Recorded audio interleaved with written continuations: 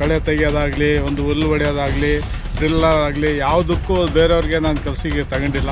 1 ಎಕರೆ ಜಮೀನಿರೋರು neglect ಮಾಡೋಕ್ಕೆ ಹೋಗಬೇಡಿ. 1 ಎಕರೆಯಲ್ಲಿ ಬಂಗಾರವನ್ನು ದುಡಿಬೋದು. ಕರ್ನಾಟಕದಲ್ಲಿ ಬಿದಿರಿಗೆ ಮಹತ್ವ ಇದೆ.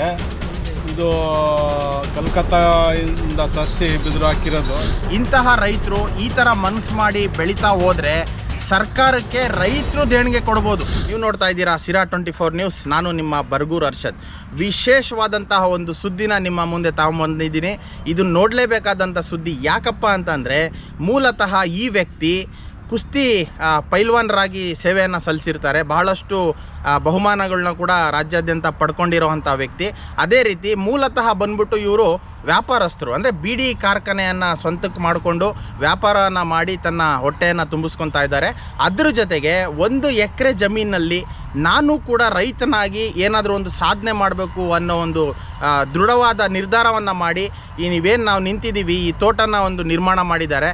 ಖುದ್ದಾಗಿ ಅವ್ರನ್ನ ಮಾತಾಡಿಸ್ತಾ ಹೋಗ್ತೀನಿ. ಯಾಕಾಗಿ ಇಷ್ಟೆಲ್ಲ ನಿಮಗೆ ಇಂಟ್ರೆಸ್ಟ್ ಬಂತು, ರೈತರಾಗಿ ಬದಲಾದ್ರಿ, ಇದೊಂದು ಸಾಧನೆಯನ್ನು ಮಾಡಿರೋವಂಥದ್ದು. ಯಾಕಂದರೆ ಇಲ್ಲಿ ಬಹಳಷ್ಟು ನೋಡಲಿಕ್ಕೆ ನಿಮಗೆ ಸಿಗ್ತಾ ಇದೆ. ನಾವು ವಿಜಲ್ಸಲ್ಲಿ ನೀವು ನೋಡ್ತಾ ಇದ್ದೀರಾ. ಇಲ್ಲಿ ತೆಂಗು, ಶ್ರೀಗಂಧ, ಜಮ್ನೇರ್ಲೆಹಣ್ಣು, ನೆಲ್ಲಿಕಾಯಿ, ಅದೇ ರೀತಿ ಒಂದು ಕಲ್ಕತ್ತಾ ಬಿದಿರು ಎಲ್ಲನೂ ಕೂಡ ಇವರು ತಮ್ಮ ಇಚ್ಛೆಯಿಂದ ಇಲ್ಲಿ ಬೆಳೆಸಿದ್ದಾರೆ. ಇದಕ್ಕೆಲ್ಲ ಏನು ಸ್ಫೂರ್ತಿ, ಯಾಕಾಗಿ ಈ ಥರ ಒಂದು ಸಾಧನೆ ಮಾಡಿದ್ದೀರಾ ಅಂತ ಮಾತಾಡಿಸ್ತಾ ಹೋಗ್ತೀನಿ. ಸರ್, ಕಾರ್ಯಕ್ರಮಕ್ಕೆ ಸ್ವಾಗತ. 1 ಎಕರೆ ಜಮೀನಿನಲ್ಲಿ ರೈತರಾಗಿ ಬದಲಾಗಬೇಕು, ನೀವು ಏನಾದರೂ ಬೆಳೆಸ್ಬೇಕು ಅಂತ ಯಾಕೆ ನಿಮಗೆ ಕಾನ್ಸೆಪ್ಟ್ ಬಂತು ಸರ್? ಈಗ ಮುಂಚೆ ನಾನು ಗರಡಿ ಮನೆ ಪೈಲ್ವಾನರು. ಆ ಪೈಲ್ವಾನ್ ಕಲ್ತಿದ ಮೇಲೆ ಏನೋ ಒಂದು ಹೆಸರು ತರಬೇಕು ಊರಿಗೆ ಅಂತ ಒಂದು ಹೆಸರು ತರಕ್ಕೆ ಹೊರಟೆ. ದೇವ್ರು ನಮಗೆ ಕಾಪಾಡಿರೋ.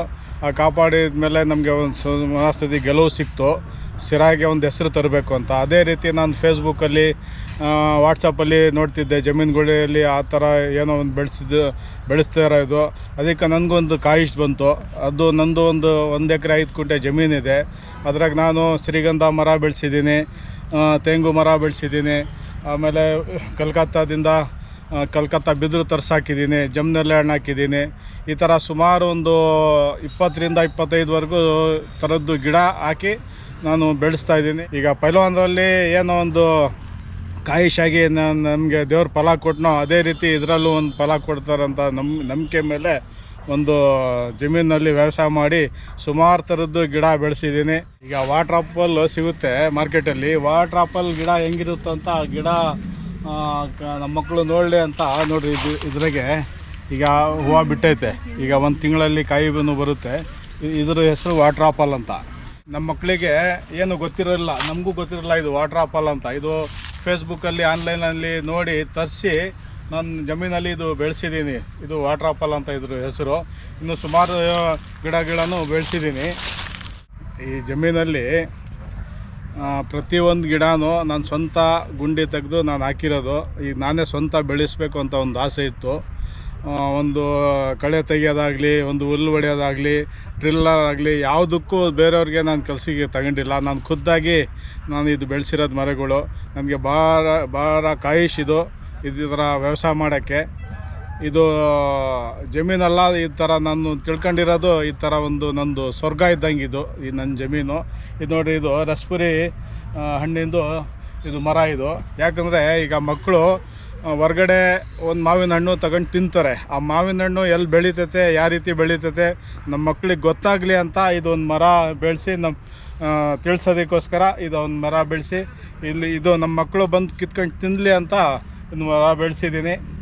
ಇದು ರಸ್ಪುರಿ ಹಣ್ಣು ಮರ, ಇದು ಶ್ರೀಗಂಧ ಗಿಡ ಇದು. ಆಮೇಲೆ ಇದು ಜಮ್ನೇರ್ಲೆಹಣ್ಣು. ಈಗ ನಮ್ಮ ಮಕ್ಕಳು ಜಮ್ನೇರ್ಲೆಹಣ್ಣು ಮಾರ್ಕೆಟಲ್ಲಿ ತಗೊಂಡು ತಿಂತಾರೆ. ಅದು ಯಾವ ರೀತಿ ಬೆಳೀತೈತೆ ಅಂತ ಇದರಲ್ಲಿ ಕಿತ್ಕೊಂಡು ತಿನ್ನಲಿ ಅಂತ ನಾನು ಈ ಥರ ಒಂದು ಮರ ಹಾಕಿ ಅವ್ರಿಗೆ ಮಕ್ಕಳಿಗೆ ತಿಳ್ಸೋಕ್ಕೋಸ್ಕರ ಇದು ಹಾಕಿದ್ದೀನಿ. ಇದು 1 ಎಕರೆ ಜಮೀನಿರೋರು ನೆಗ್ಲೆಕ್ಟ್ ಮಾಡೋಕ್ಕೆ ಹೋಗಬೇಡಿ. 1 ಎಕರೆಯಲ್ಲಿ ಬಂಗಾರವನ್ನು ದುಡಿಬೋದು. ಆ ಥರ ಒಂದು ಇದಿದೆ. ಸುಮಾರು ಥರದ್ದು ಗಿಡ ಹಾಕಿದ್ದೀನಿ ನೋಡಿ. ಇದು ಬಿಕ್ಕಣ್ಣ ಗಿಡ, ಇದು ಬಿಕ್ಕಣ್ಣ ಗಿಡ, ಇದು ಹಸ್ಲೆನ್ ಗಿಡ, ಇದು ಮಾವು ಗಿಡ, ಇದು ಶ್ರೀಗಂಧ ಗಿಡ. ಈ ಥರ ಸುಮಾರು ಒಂದು 15ರಿಂದ 20 ಗಿಡಗಳು ಇದ್ದಾವೆ. ಇದು ಎಲ್ಲ ಆನ್ಲೈನ್ನ ತರಿಸಿ ಇದು ನನ್ನ ಜಮೀನಲ್ಲಿ ಬೆಳೆಸಿರೋದು ಗಿಡಗಳದು. ಇನ್ನು ಸುಮಾರು ಗಿಡಗಳು ಇನ್ನು ಮುಂದೆ ಇದ್ದಾವೆ. ಇದು ನೆಲ್ಲಿಕಾಯಿ ಅಂತ. ಇದು ಮುಂಚೆ ಉಪ್ಪಿನಕಾಯಿ ಹಾಕ್ತಿದ್ರು. ಈಗ ನಡುಮಧ್ಯ ಇದು ಹೆಸರನ್ನೇ ಮರ್ತೋಗೈತೆ, ಈಗ ಗಿಡಗಳನ್ನು ಹೋಗ್ಬಿಟ್ಟೈತೆ. ಅದಕ್ಕೆ ಈಗ ನಮ್ಮ ಮಕ್ಕಳಿಗೆ ಗೊತ್ತಾಗಲಿ ಅಂತ ಇದೊಂದು ಗಿಡ ತಂದು ಹಾಕಿದ್ದೀನಿ. ಇದಾಗಲೇ ಕಾಯಿ ಬಿಟ್ಟಿದ್ದಾವೆ. 2016ರಲ್ಲಿ ಈಗ ಶ್ರೀಗಂಧದ ಗಿಡ ಚಿಕ್ಕದಿತ್ತು, ಈಗ 2024 ಇನ್ನೂ ಇದು ಗಿಡ ಬೆಳೀತೈತೆ. ಇದು ಪರಿಹಾರ ನಮಗೆ ಸಿಗುತ್ತೆ, ದೇವ್ರು ಕೊಡ್ತಾನೆ, ಈ ಜಮೀನು ಕೊಡುತ್ತೆ ಅಂತ ಒಂದು ನಂಬಿಕೆ ಇದೆ. ಈ ಜಮೀನಲ್ಲಿ ಸುಮಾರು ಒಂದು 250ರಿಂದ ಹೆಚ್ಚಿಗೆ ಒಂದು ಗಂಧದ ಮರ ಇದ್ದಾವೆ. ಆಮೇಲೆ 2016ರಲ್ಲಿ ಇದು ಇಕ್ಕಿ ಈ ಥರ ಬೆಳೆಸಿದ್ದೀನಿ. ಇನ್ನು ಮುಂದೇನು ಇದು ಚೆನ್ನಾಗಿ ಬೆಳೀತೈತೆ ಅಂತ ಒಂದು ನಂಬಿಕೆ ಇದೆ. ಕರ್ನಾಟಕದಲ್ಲಿ ಬಿದಿರಿಗೆ ಮಹತ್ವ ಇದೆ. ಇದು ಕಲ್ಕತ್ತಾದಿಂದ ತರಿಸಿ ಬಿದಿರು ಹಾಕಿರೋದು. ಯಾಕಂದರೆ ನಾವು ಎಲ್ಲ ಟೂರ್ಗೆ ಹೋದಾಗ ಅಲ್ಲಲ್ಲಿ ದೊಡ್ಡ ಮರಗಳು ನೋಡ್ತಿದ್ವಿ ನಾವು. ಯಾಕೆ ನನ್ನ ಜಮೀನಲ್ಲಿ ಬಿದಿರು ಇರಬಾರ್ದು ಅಂತ ಒಂದು ಮನಸ್ಸಲ್ಲಿ ಬಂತು. ಅದಕ್ಕೆ ನಾನು ಕಲ್ಕತ್ತಾದಿಂದ ತರಿಸಿ ಇದು ಬಿದಿರು ಗಿಡ ಹಾಕ್ಸಿದ್ದೀನಿ. ಇದು ಸುಮಾರು ಒಂದು 5-6 ಗುಂಪಲ್ಲಿ ಇದೆ. ಇದು ಚೆನ್ನಾಗಿ ಬಂದಿದೆ. ಇದು ಕಲ್ಕತ್ತಾ ಬಿದಿರು. ಇದು ನಾನು ನಮ್ಮ ಜನಗಳಿಗೆ, ನಮ್ಮ ರೈತರಿಗೆ ಹೇಳೋದಿಷ್ಟೇ, 1 ಎಕರೆ ಜಮೀನು ಅಂತ ನೀವು ನೆಗ್ಲೆಕ್ಟ್ ಮಾಡೋಕ್ಕೆ ಹೋಗಬೇಡಿ. ದೊಡ್ಡವ್ರು ಹೇಳ್ತಾರೆ ಕೈ ಕೆಸಾದ್ರೂ ಬೈ ಮೊಸರು ಅಂತ. ಆ ಥರ ನೀವು ನೆಗ್ಲೆಕ್ಟ್ ಮಾಡೋಕ್ಕೆ ಹೋಗಬೇಡಿ. 1 ಎಕರೆಯಲ್ಲಿ ನೀವು ಬಂಗಾರ ಬೆಳಿಬೋದು. ನಾನು ಇಷ್ಟು ಕಷ್ಟಪಟ್ಟು ಬೆಳೆಸಿದ್ದೀನಿ. ದೇವರು ಆ ಫಲಾನು ಕೊಡ್ತೈತೆ. ಈ ಜಮೀನಲ್ಲಿ ಒಂದು ನಂಬಿಕೆ ಇದೆ, ನನಗೆ ದೇವರು ಸಹಾಯ ಮಾಡ್ತಿದ್ದಾನೆ. ಒಂದು ಕಾಯಿಷ ಐತೆ. ಇನ್ನು ಮುಂದೆ ಜನಗಳಿಗೆ ಹೇಳೋದೇನೆಂದರೆ, ನೀವು 1 ಎಕರೆ ಐತೆ ಅಂತ ನೀವು ನೆಗ್ಲೆಕ್ಟ್ ಮಾಡೋಕ್ಕೆ ಹೋಗಬೇಡಿ. ದಯವಿಟ್ಟು ನಿಮ್ಮ ಜಮೀನಲ್ಲಿ ನೀವು ವ್ಯವಸಾಯ ಮಾಡಿದರೆ ಏನೋ ಒಂದು ಮಾಡ್ಬೋದು, ಸಾಧನೆ ಮಾಡ್ಬೋದು ಅಂತ ಒಂದು ನನಗೆ ನಂಬಿಕೆ ಇದೆ. ನಾನು ಮಾಡಿದ್ದೀನಿ. ಇಲ್ಲಿ ನನಗೆ ದೇವರು ಕಾಪಾಡಿದ್ದಾನೆ, ಜಮೀನು ಕಾಪಾಡೈತೆ. ನನಗೆ ಇನ್ನು ಮುಂದೆ ಫಲ ಸಿಗುತ್ತೋ ಅಂತ ನಂಬಿಕೆ ಇದೆ. ದಯವಿಟ್ಟು ನೀವು 1 ಎಕರೆ ಜಮೀನು ಐತೆ ಅಂತ ನೀವು ನೆಗ್ಲೆಕ್ಟ್ ಮಾಡೋಕ್ಕೆ ಹೋಗಬೇಡಿ. ಜಮೀನಲ್ಲಿ ವ್ಯವಸಾಯ ಮಾಡಿರಿ, ಜಮೀನು ಬಂಗಾರ ದುಡ್ಡು ಕೊಡುತ್ತೆ ಅಂತ ಇಷ್ಟೆಲ್ಲ ಮಾತು ಹೇಳಿ, ನನ್ನ ಹೆಸರು ಹಯಾತ್ ಖಾನು. ನಾನು ಮುಂಚೆ ಪೈಲ್ವಾನರು ಕೆಲಸ ಮಾಡ್ತಿದ್ದೆ, ಈಗ ವ್ಯವಸಾಯನೂ ಮಾಡ್ತಾಯಿದ್ದೀನಿ. ದೇವ್ರು ಹಂಗೆ ವ್ಯವಸಾಯದಲ್ಲೂ ನನ್ನ ಕೈ ಹಿಡಿತೈತೆ. ಆ ದೇವ್ರಿಗೂ ಥ್ಯಾಂಕ್ಸ್ ಅಂತ ಹೇಳಿ ನನ್ನ ಮಾತು ಮುಗಿಸ್ತೀನಿ. ವೀಕ್ಷಕರೇ, ನೋಡಿದ್ರಲ್ಲ, ಇವರ ಕುಟುಂಬದಲ್ಲಿ ಯಾರೂ ಕೂಡ ರೈತರಾಗಿರಲಿಲ್ಲ. ಬಟ್ ಇವರು ರೈತರಾಗಿ ಒಂದು ಸಾಧನೆ ಮಾಡಬೇಕು ಅಂತ ಈ ಒಂದು ಕೃಷಿ ಕೆಲಸಕ್ಕೆ ಇಳಿದಿರೋ ಅಂಥದ್ದು. ಇಂತಹ ರೈತರು ಈ ಥರ ಮನಸ್ಸು ಮಾಡಿ ಬೆಳೀತಾ ಹೋದರೆ ಸರ್ಕಾರಕ್ಕೆ ರೈತರು ದೇಣಿಗೆ ಕೊಡ್ಬೋದು. ಯಾಕಂದರೆ 1 ಎಕರೆ ಜಮೀನಲ್ಲಿ ನೆಗ್ಲೆಕ್ಟ್ ಮಾಡಿ ಖಾಲಿ ಬಿದ್ದಿರೋವಂಥ ಭಾಳಷ್ಟು ಉದಾಹರಣೆಗಳನ್ನ ನಾವು ನೋಡ್ತೀವಿ.